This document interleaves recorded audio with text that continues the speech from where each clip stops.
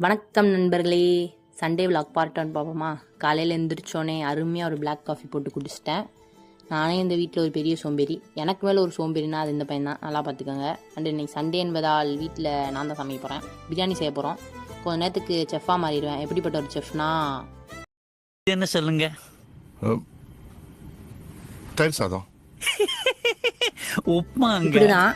அதெல்லாம் இருக்கட்டும், நான் போய் என்ன சமைச்சேன்னு கொஞ்சம் நேரம் பார்த்துட்டு வாங்க.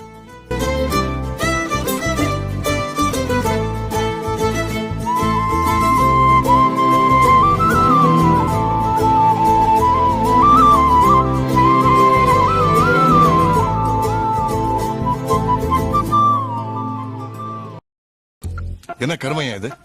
கர்மம் இல்லைங்க, குருமா.